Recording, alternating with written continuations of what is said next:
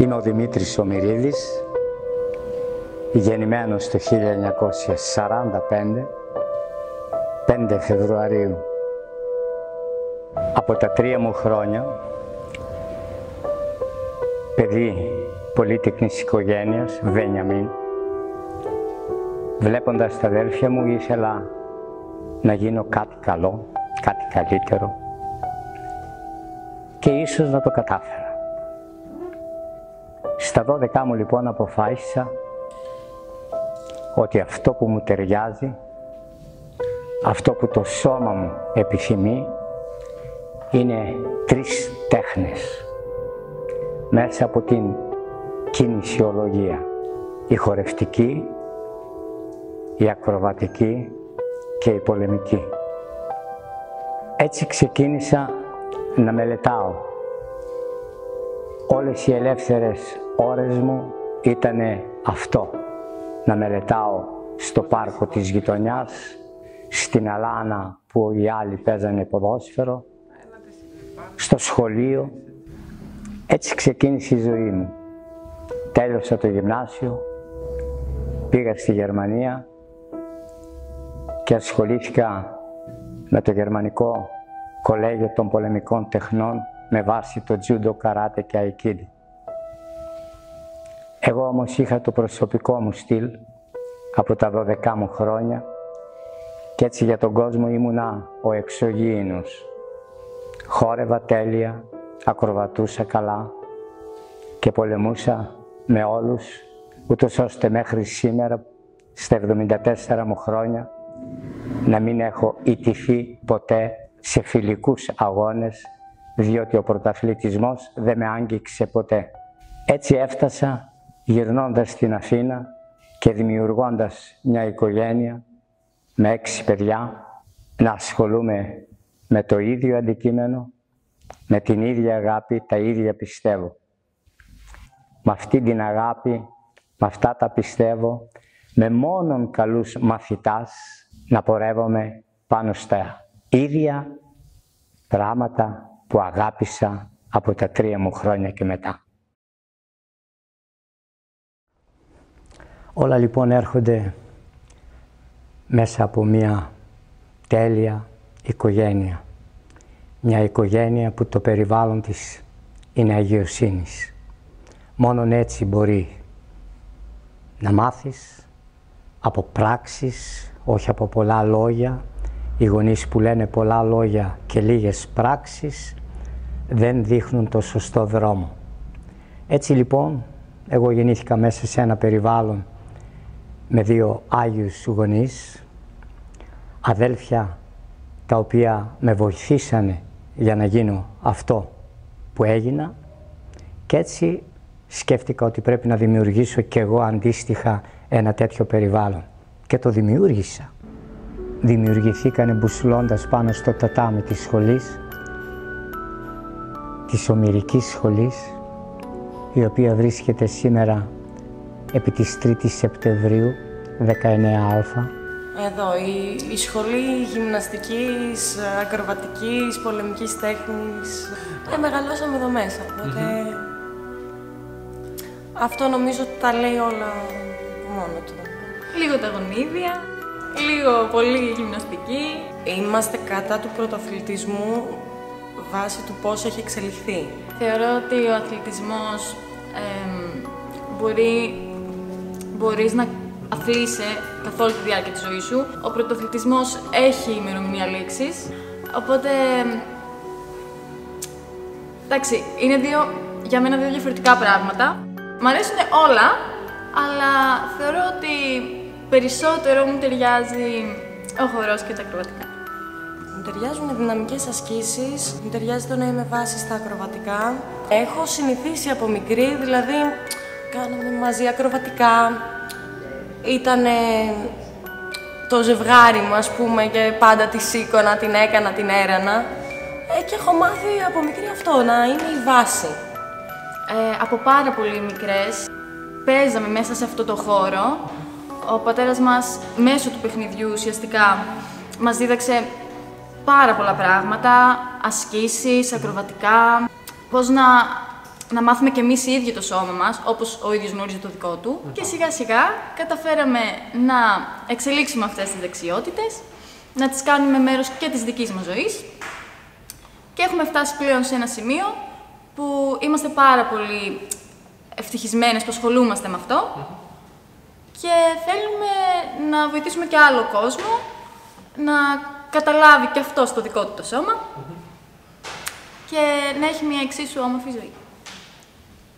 Δημιούργησα 6 παιδιά, 3 αγόρια, 3 κορίτσια, τα οποία χωρίς να ζητήσω τίποτε από αυτά διαλέξανε τον δικό μου δρόμο, τον ομηρικό δρόμο και το καλλιεργούν και βάζουν τη δική τους ταυτότητα και να δείξουν και άλλα πράγματα, περισσότερα πράγματα από μένα.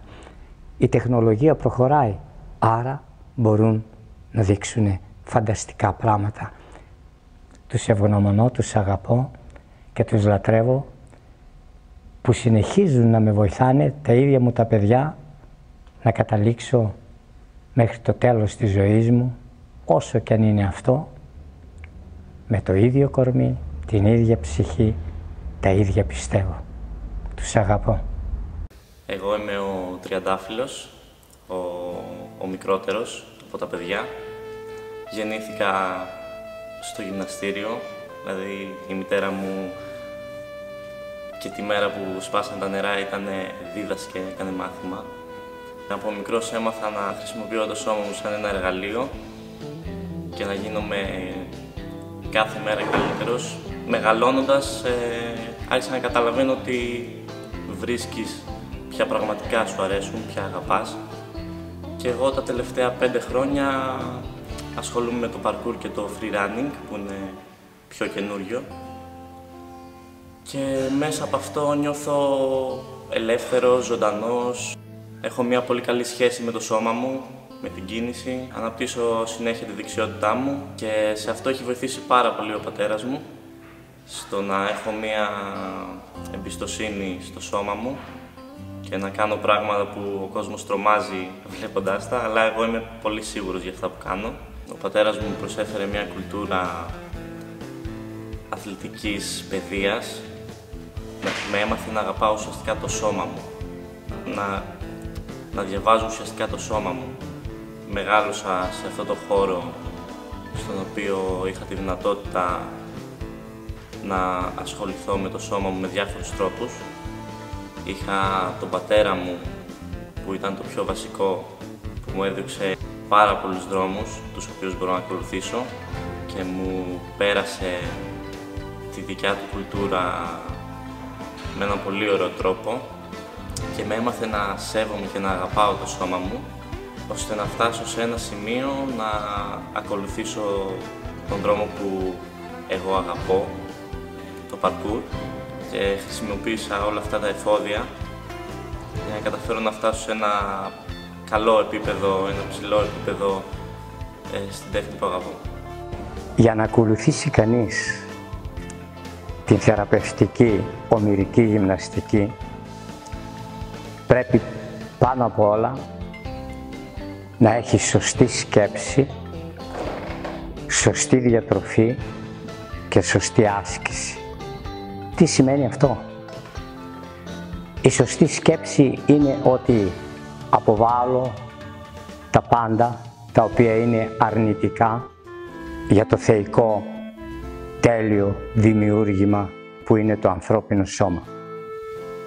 Άρα, πάω στην διατροφή η οποία δεν πρέπει να τρώμε πριν τον ύπνο, πριν την άσκηση, πριν την σκληρή δουλειά.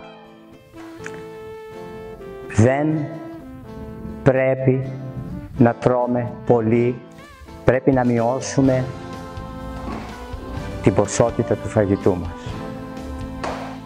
Όταν το σώμα δεν πεινάει, δεν τρώμε ποτέ.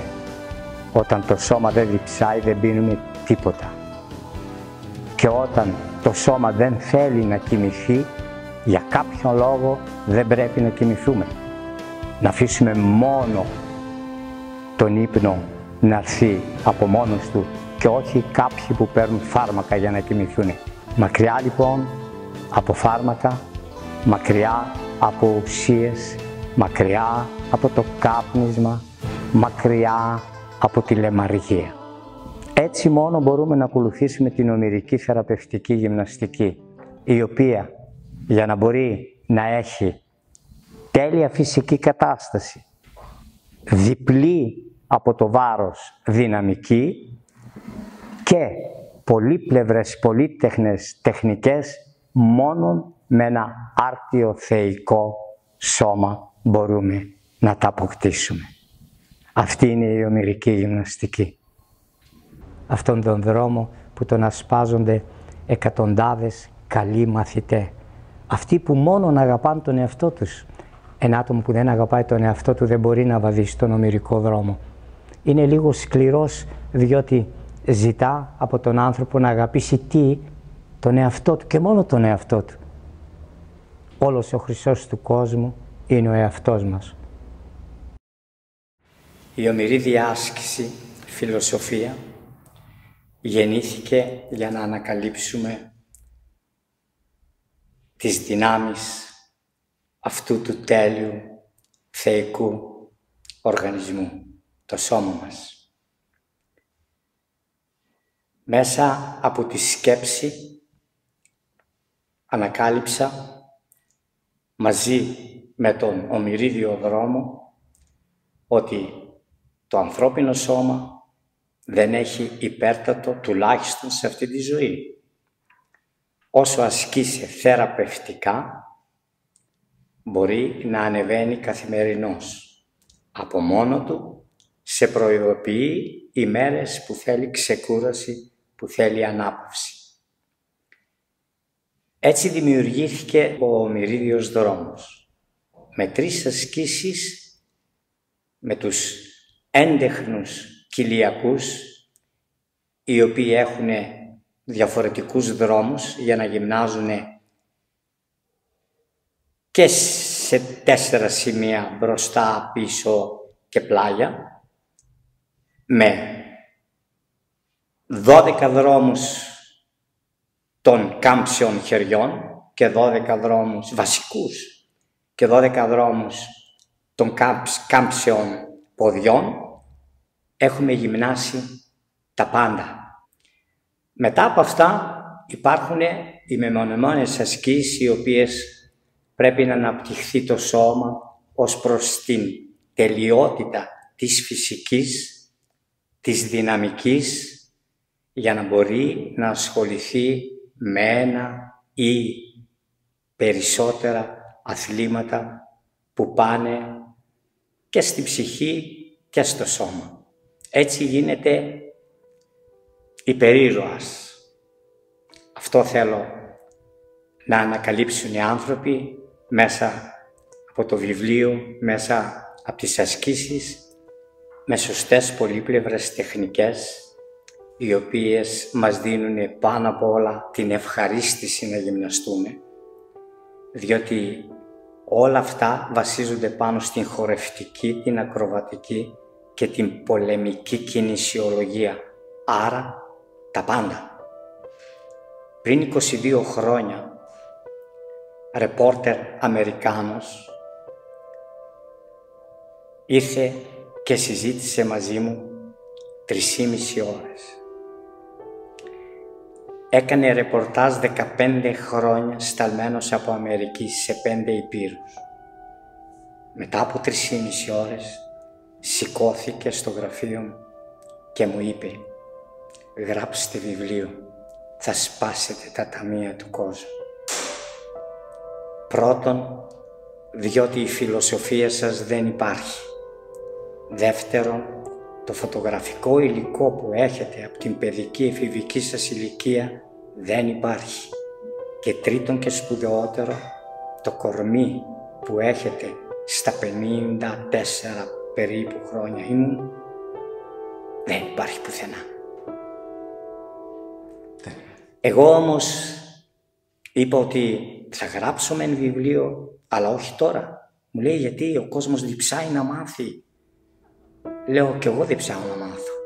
Θα ήθελα να γράψω στα 70 μου χρόνια. Τότε θα ξέρω κι εγώ αν αυτό το σώμα που έχω μπορεί στα 70 ή και παραπάνω να είναι το ίδιο, να που τα κατάφερα. Ευχαριστώ το Θεό, ευχαριστώ τους πάντες, ακόμα και τους κακούς μαθητάς που πολλές φορές δεν μείνανε κοντά μου, που πάντα μου δίνανε το έλασμα να γίνω καλύτερος από το χθες. Και αυτό θα κάνω σε όλη μου τη ζωή, όσα χρόνια και αν θα ζήσω. Δημήτρης Ομηρίδης, με αγάπη για σας.